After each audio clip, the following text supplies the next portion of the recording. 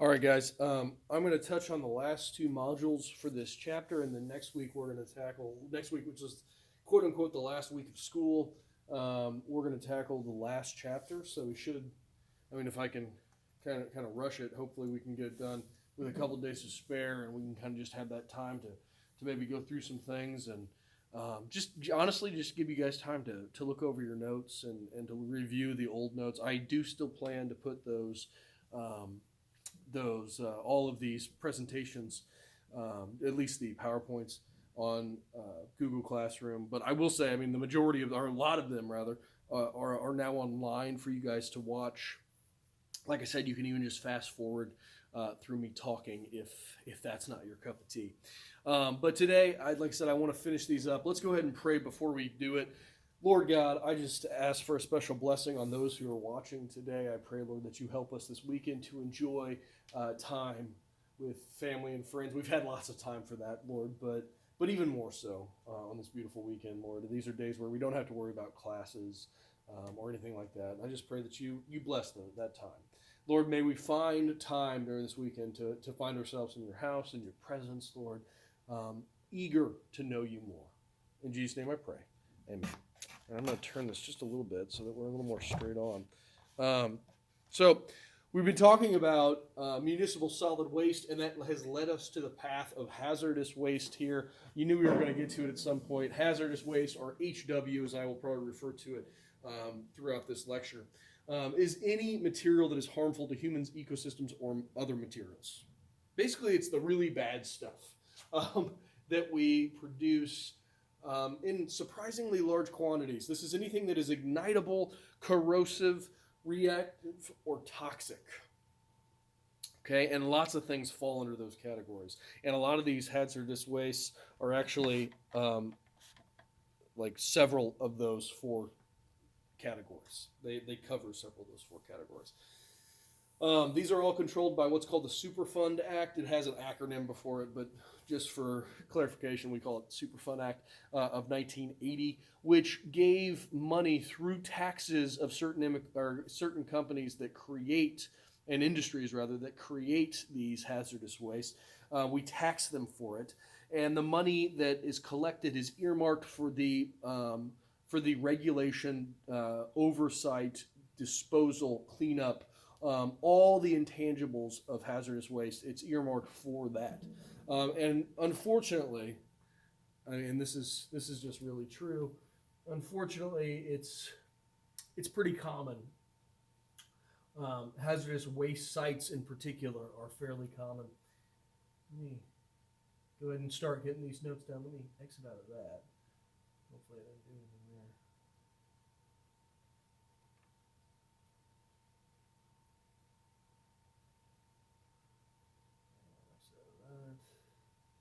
There we go.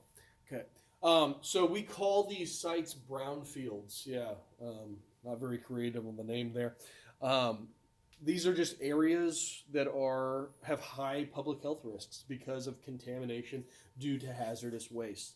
Now remember, hazardous waste cover a large topic. So when I think of hazardous waste, I think of nuclear waste more than anything else. I think of big cans, big barrels rather, of nuclear hazardous waste that is radioactive, that we bury under the ground, usually in caves. And that's what we do. I don't know if you guys know this, but when the fuel rods are spent in a nuclear power plant, we take those fuel rods, which are still incredibly reactive, still incredibly radioactive for the next probably 1,000 years. We put them usually in a cave in like Nevada or somewhere. We bury them underground, basically. And that's what I think of when I think of hazardous waste. But technically, something as unformidable as Coca-Cola syrup is actually hazardous waste, and that's because there's so much phosphoric acid in Coca-Cola syrup that it's so corrosive that it has to be transported with a hazardous waste sticker on the side. So it's not good for you in that concentrated form. It's not good for you when you dilute it, but it's delicious, so we don't mind. But that's why you drink it in a diluted form. When it's concentrated into a syrup, it's really not good for you. It's super corrosive. And it's still pretty corrosive. It'll rot your teeth. That is not a joke that your dentist told you. That's just truth. So if you spilt that everywhere, you could potentially have a small brown field on your hands. But we have areas all over. I would dare say I wasn't able to find the information on this, but I wouldn't be surprised in the least if there are brownfields here in Alton, because I know that there's industry that has just packed up and left, and now we just have these empty industrial buildings that probably housed a lot of hazardous materials at one time. So I wouldn't be surprised at all if there are a couple brownfields just in this town. There are 450,000 brownfields in the United States alone, 1,000 of them just in Chicago. Now, I say just in Chicago. Chicago's the third largest city in the United States.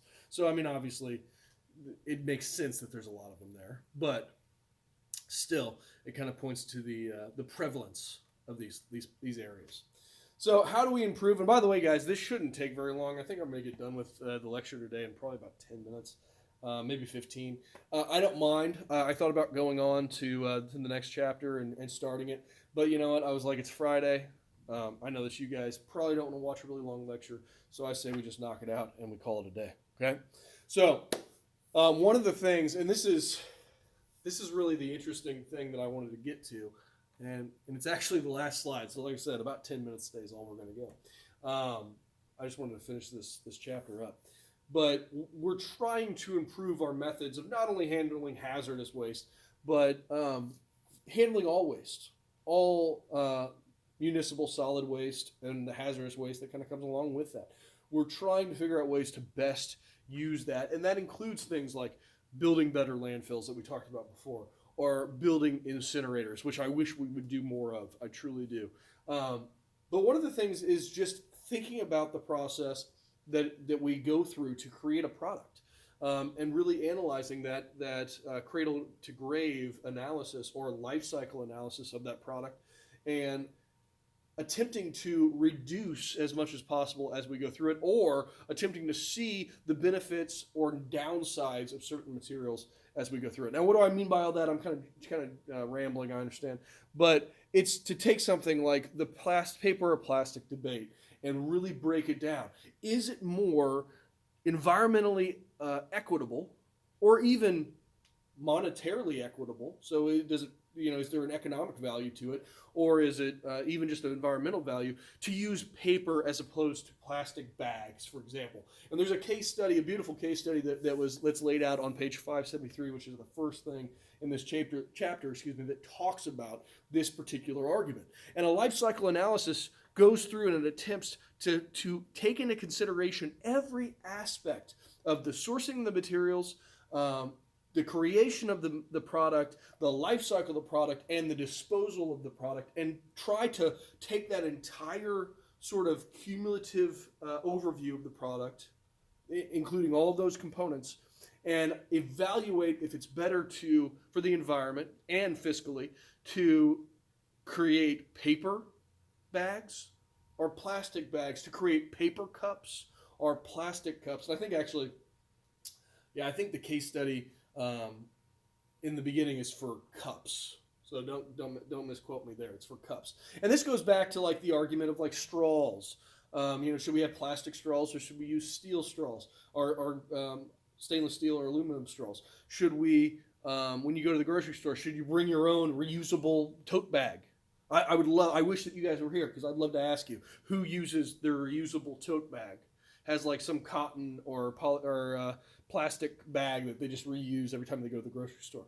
Because when you do a life cycle analysis, you're probably going to be surprised by a lot of the results. So I want to go through some of the highlights of the case study at the beginning of this chapter because I think it's just fascinating. It compares a paper cup to a polystyrene cup, which is just a styrofoam cup. Okay, and if you were just looking at it and you said, okay, well, a polystyrene cup is going to last for 100 years in a landfill. A paper cup would decompose. Because of that logic, which is completely sound, by the way, it's 100% true. Because of that logic, there have been bans on plastic bags.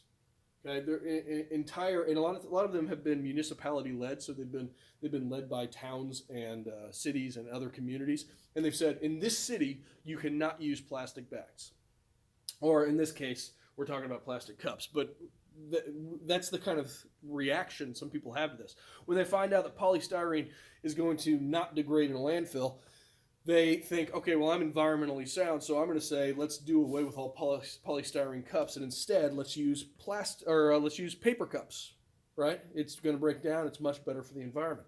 But you can't just look at the product use. You can't just look at the life of the product in that one short synapse. You have to look at the overall life of the product. You have to do a life cycle analysis from cradle to the grave. So when you really do that with paper cups, as your book highlights, okay, there's several things to take into consideration. One, yes, you are using a petroleum-based product to create a polystyrene cup, and you're not using nearly as much petroleum, you're still using it to create a paper cup. But when you think about the life cycle, when you think about the moment where it's actually being used, a paper cup does not insulate nearly as well as a polystyrene styrofoam cup. So usually when you get a paper cup, if you're using it for a hot liquid, they have to put a cardboard wrapper around it. You guys have all gotten these. If you go to Starbucks, that's what they give you. It's a cup with another sort of like little cup on the outside. So that adds to the materials. When you actually think about the petroleum that you're saving by using a paper cup, well, you may be surprised to believe that a paper cup requires 2 grams of petroleum to produce. Okay, you're like, okay, well, 2 grams isn't that much. It also requires 33 grams of wood and bark. So again, now you're evaluating all of what goes into the product. So 2 grams of petroleum, 33 grams of wood and bark. A polystyrene cup requires only 3 grams of petroleum. Okay, the argument's getting weaker. 1 extra gram of petroleum. And I know you might be sitting there going, well, we're trying to lower our impact, our use of petroleum. So 1 gram, if you're talking about thousands of cups, 1 gram is quite a bit. But it requires 0 grams, that polystyrene cup requires 0 grams of wood or bark. Okay? So now it's sort of coming into, it should be becoming a little bit more clear. Manufacturing paper cups requires about twice as much energy and much more water than the same manufacturing of polystyrene cups. Okay? While they're both kind of thrown away at the same rate, it has been argued, and this book even presents it in this way, that it is much better for the environment to actually use polystyrene cups. Right now, I have plastic cups at my house, and I'm glad that I do. I honestly am. I've struggled with this at the grocery store, where I've looked at both of these aspects. And usually the plastic cups are cheaper, and a lot of times I'll just go with the cheaper option. But there is that part of me that says, well, which one has more environmental impact?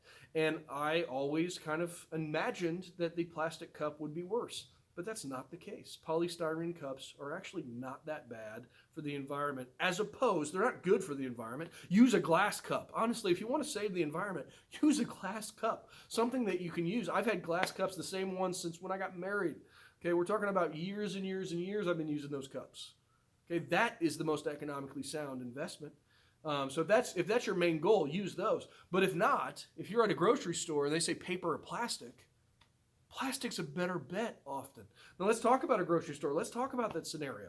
Because there's lots of municipalities, tons of them now, that are getting rid of plastic bags. And they're going to either paper bags or they're going to the reusable cotton bags. Aldi's is really big on this. You have to pay for the bags. So they say, well, do you want, or here you can buy this one bag and you can just bring it back in over and over again. That is the silliest thing I've ever heard of. There's been, I can quote you 3 studies here, but I'm going to focus on a 2018 Danish study that concluded that if you're using a cotton bag, well, you know what, I'll save that. If you're using a polypropylene bag, which are the green bags that you find in most grocery stores, that are reusable, absolutely reusable, for them to be environmentally sound, based off of the amount of money it costs, if you do an entire life cycle analysis, it takes 37 times. You have to use that bag 37 times for it to be considered a green product, for you to break even on the environmental impact that you were causing. Now, I'm going to argue that you probably aren't going to use that bag 37 times. Okay? It's just true. You're just not going to. So you might sit there and say, well, then, yeah, if you're not going to use the bag 37 times, by the way, I probably use that bag like 2 times, maybe 3 if I'm really lucky. So I'm still off by a factor of 10, okay, for how many times I should be using this bag. So obviously I'm damaging the environment every time I get this. So you might say, okay, well, then you should be getting paper bags. Well, because of the amount of material that's required to create a paper bag, the harvest of that material, the manufacturing of that material, the refining of that material, the manufacturing of the bag, you need to use a paper bag 43 times. That's more times than the plastic bag. Now make sure that you're thinking about the same one, the polypropylene plastic bag, which are the kind of those green, they're a special material that you used for bags. And I believe all manufacturers use that same formula now. So paper bags are actually worse. You have to use them more times to break even environmentally. The cotton bag, this is the shocking one, the one that you guys buy, and you basically help yourself to with the idea that you are helping the environment by using this bag. Well, I hope you're using it a lot. Okay, on average, most people use those bags 20 times before they throw them away. Okay, maybe you're better than that. But you need to use that bag 7,000 times in order for it to break even with the environment.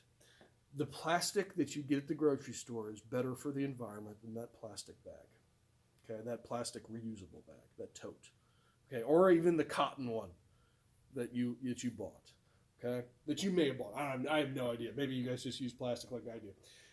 These are the things that we have to think about. We get so sucked into the one headline that, oh, plastic is bad, so we need to go to this new way of thinking with cotton bags. Not at all. Not at all. We need to do life cycle analysis so that we can better understand the overall impact that these products have. All right, guys, I think this is a really interesting topic, and you guys can read more. And by the way, like I said, I looked up 3 studies, and all of them said that the tote bags are bad. Plastic is much better. So take that for what you will. Look up the information for yourself. If you disagree with me, send me the links. I'll definitely take a look and see what you think. All right. Guys, have a good one. Stay safe. Stay healthy.